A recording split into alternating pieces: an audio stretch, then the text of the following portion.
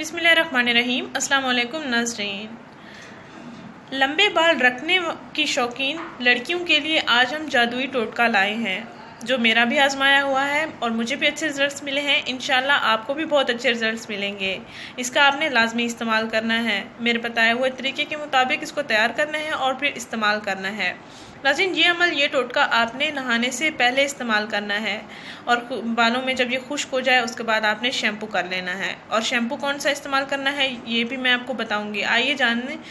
आपको अपने बाल जितना चाहें आप लंबे कर सकते हैं। ईद से पहले आप अपने बाल लंबे ज़रूर करें। और जिन लड़कियों की शादी होने वाली है वो तो लाजमी इस्तेमाल करें। अगर उनके बाल छोटे हैं या उनके बालों की ग्रोथ नहीं हो रही या उनके बाल दो मुँहे हैं या उनके बाल रफ़ हो चुके हैं। नाज़रीन, रफ़ और डल बालों के लिए ये बेहतरीन टोटका है और बालों की ग्रोथ के लिए भी ये बेहतरीन है।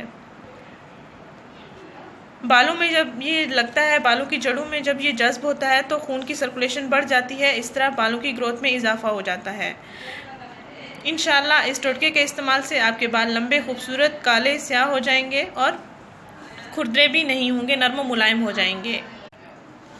नाज़रीन, आपने 2 कप पानी लेना है और आधा कप बेकिंग सोडा लेना है।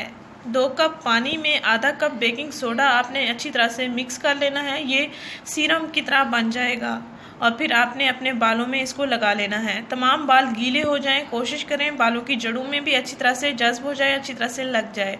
खुश्क होने तक इसको अपने बालों पर लगा रहने दें और उसके बाद आप नहा लें। नाज़रीन, शैम्पू आपने कौन सा इस्तेमाल करना है? डव शैम्पू इस्तेमाल करना है।